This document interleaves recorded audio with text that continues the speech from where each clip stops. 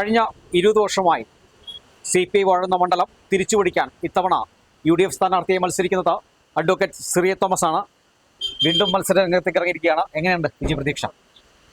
വലിയ വിജയപ്രതീക്ഷയാണ് ഞങ്ങൾക്കുള്ളത്.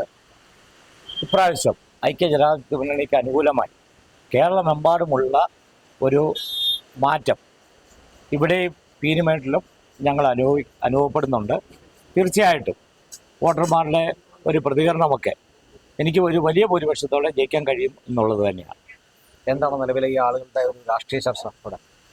ഇവിടുത്തെ ഞാൻ മുമ്പ് സൂചിപ്പിച്ച പോലെ കേരളത്തിലെ ഇന്നിപ്പം ഇടതുപക്ഷ മുന്നണിയുടെ ഭരണത്തിനെതിരെയുള്ള ഒരു വികാരം അത് ഇവിടെയുണ്ട്. പീരുമേട്ടിലെ പ്രത്യേകിച്ച് പറയുകയാണെങ്കിൽ പീരുമേട്ടിലെ കഴിഞ്ഞ 20 വർഷമായി ഇടതുപക്ഷ MLA-മാരായിരുന്നു. പക്ഷേ ഇവിടുത്തെ തോട്ട മേഖലയിലെ പ്രശ്നങ്ങളോ കാർഷിക മേഖലയിലെ പ്രശ്നങ്ങളോ സാധാരണ ആളുകളുമായി നേരിട്ട് ബന്ധപ്പെടുന്ന വികസന പ്രവർത്തനങ്ങളോ ഒന്നും ഒരു പരിഹാരം ഉണ്ടാക്കാൻ കഴിഞ്ഞില്ല, അല്ലെങ്കിൽ അതിനൊരു ശ്രമം നടത്തിയില്ലെന്നുള്ള ഒരു ചർച്ച പീരുമേട് മണ്ഡലത്തിലെമ്പാടുമുണ്ട്. ഇപ്പോൾ തോട്ട മേഖലയിലാണെങ്കിൽ പോലും 25 വർഷമായി തോട്ടം പൂട്ടിക്കിടക്കുന്നു. പല തോട്ടങ്ങളിലും തൊഴിലാളികൾ വളരെയധികം ദുരിതം അനുഭവിക്കുക. അവർക്ക് അവരുടെ താമസ സൗകര്യങ്ങൾ, ലയങ്ങളുടെ കാര്യങ്ങളോ ഒക്കെ വലിയ ബുദ്ധിമുട്ടാകും, പ്രത്യേകിച്ച് പൂട്ടിക്കിടക്കുന്ന തോട്ടങ്ങളിൽ. അപ്പം പലപ്പോഴും മഴക്കാലമൊക്കെ വരുമ്പോൾ ആ തകരാറായിട്ടുള്ള ലയങ്ങളിൽ താമസിക്കുന്നവരെ അവർക്ക് ഭയങ്കര ആശങ്കയാണ്.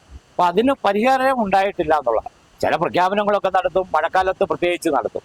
പക്ഷെ അതിന് ഒരു പിന്തുടർന്നുള്ള ഒരു പരിഹാരം ഉണ്ടാക്കാൻ, അല്ലെങ്കിൽ അതിനുള്ള ഒരു ഫോളോ അപ്പ് നടത്തി ഒരു കാര്യങ്ങൾക്ക് ഒരു തീരുമാനം ഉണ്ടാക്കാൻ കഴിഞ്ഞില്ല എന്നുള്ളതാണ്. നമുക്കറിയാം, കഴിഞ്ഞ 10 വർഷം ഇടതുപക്ഷ ഗവൺമെൻറ് ഭരിക്കുമ്പോൾ ഇവിടെ CPM-ൻ്റെ മന്ത്രിമാരാണ് തൊഴിലുവകുപ്പ് കൈകാര്യം ചെയ്തിരിക്കുന്നത്.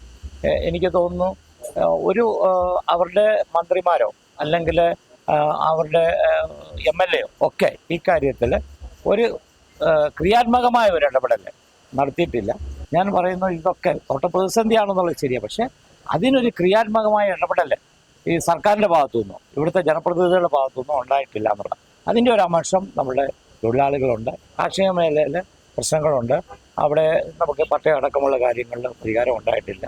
അതുപോലെ തന്നെ അടിസ്ഥാന വികസന കാര്യത്തിലാണെങ്കിലും വളരെയധികം റോഡുകൾ, ആവശ്യമായ പാലം, ഇവിടെ തന്നെ പുല്ലാട്ടുപാടി പാലം എന്ന് പറയുന്നത് ഏതാണ്ട് 10 വർഷമായി അത് തകർന്നു കിടക്കുകയാണ്.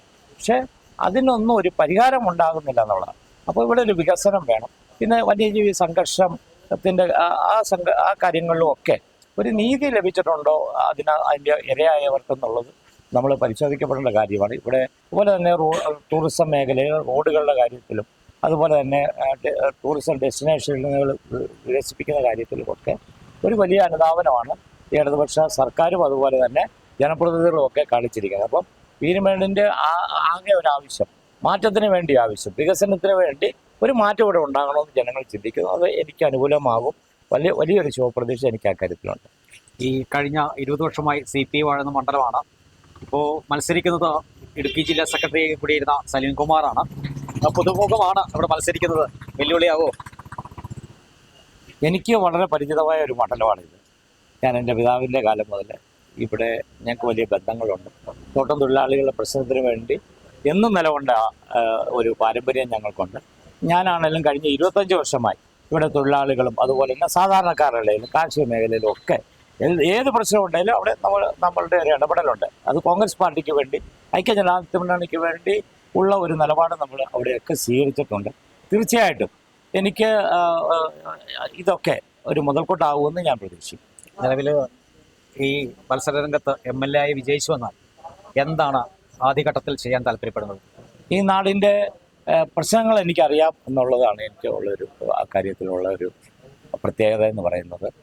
ഞാൻ പലയിടത്തും പല കാര്യങ്ങളും പല റോഡുകളും വളരെ ശോചനീയാവസ്ഥയിൽ കിടക്കുന്നുണ്ട്. ചിലയിടത്തൊക്കെ പാലം തകർന്ന് കിടക്കുന്നുണ്ട്.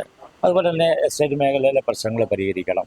ടൂറിസം മേഖലയിലും ആവശ്യമായ അവിടെ ഒരു അടിസ്ഥാന വികസനം ഉണ്ടാകണം. അതുപോലെ തന്നെ പട്ടയത്തിൻ്റെ കാര്യത്തിലും ഇവിടെ തന്നെ എസ്റ്റേറ്റ് ഭൂമി ദീർഘകാലം മുമ്പ് ഏതാണ്ട് 10-50 വർഷം മുമ്പ് അവരുടെ ആദാനം ചെയ്ത് മരിച്ച ഭൂ ഉടമകളുണ്ട്.